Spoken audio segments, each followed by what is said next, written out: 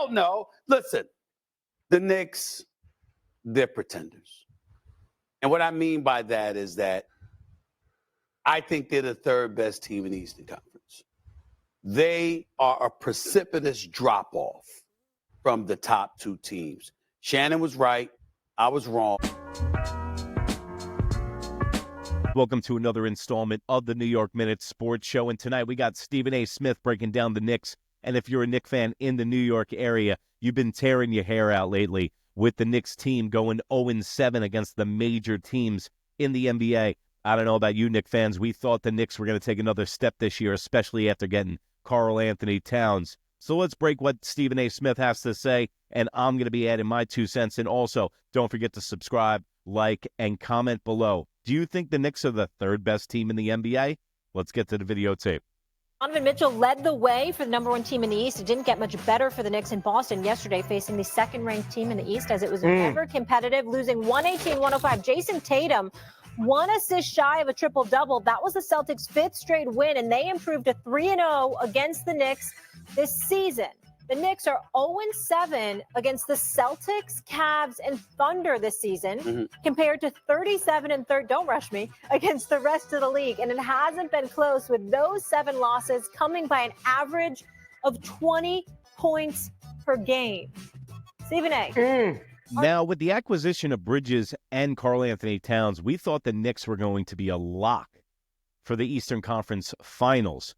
But with the way that they've been playing and the emergence of the Cleveland Cavaliers coming out and playing like the 98 Bulls this year with about 8 losses at the All-Star break, the Knicks have slowly crept down, and the Celtics look like they're playing a totally different game whenever they play the Knicks. And Kristaps Porzingis came back to bite the Knicks in the buns on Sunday night. So the Knicks are looking down bad right now, and they're not playing defense like they did last year. Everyone was saying that the team was better on paper with DiVincenzo leaving, and I don't know. Are they? They were a better defensive team last year, and it feels different this year. Are the Knicks contenders or pretenders? Well, first of all, I wasn't rushing you. Don't lie to the American public. I wasn't rushing you. I was hoping we go to commercial break so I didn't have to tackle the subject. That's what I was hoping for. Well, I heard I was hoping we go to commercial. That's what I was hoping for. Hell no. Listen, the Knicks, they're pretenders. And what I mean by that is that I think they're the third best team in the Eastern Conference. They are a precipitous drop-off from the top two teams. Shannon was right. I was wrong. I'd give the Lakers a better chance coming out of the West than I'd give the Knicks of coming out of the East, because the Celtics and the Cavaliers are so dominant compared to the Knicks that I don't see the Knicks having a chance against either one of them. I think either of them would take the Knicks out in 5 or 6 games. Now, obviously, I reserve the right to change my mind when Mitchell Robinson comes back and he elevates their defensive prowess. But right now, the New York... See, that's the problem right there. The Knicks are relying on Mitchell Robinson, Mr. Unreliable. A lot of people say the best ability is availability, and that is not Mitchell Robinson. They've been waiting all year for him to come back so he can play the 5 to free up Cat to play the 4.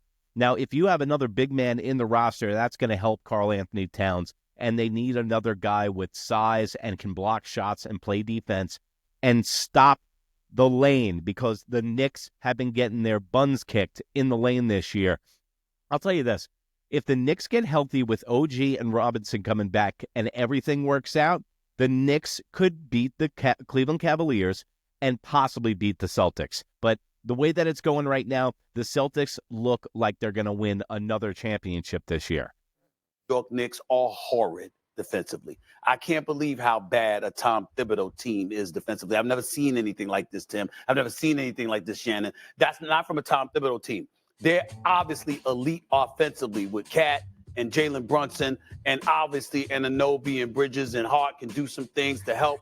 But in the end, they're just... Do you think the Knicks are waiting for the playoffs to start playing lockdown defense? Let me know in the comments below, because it kind of seems like they took the emphasis off of defense and put it on offense this year. And Knicks fans would be dying for 130 points a game 4 years ago, and now we score too many points and don't play enough defense. So are the Knicks kind of just taking it easy on the defense front, and once the playoffs start, then they're going to start playing lockdown defense, or is it going to be too late? Let me know in the comments below. Undermanned against Boston and Cleveland. They both have a better start. They both arguably have a better starting five. They clearly have a better bench. The New York Knicks are one of the worst teams in terms of efficiency from their bench. They're the worst defensive three-point shooting team in the NBA. Cleveland and Boston both shoot threes. So your Achilles heel is their strength, for crying out loud. They've got size. They've got athleticism. They've got speed. They've got youth. They have depth. They have shooting. They got athletes. It's like, damn.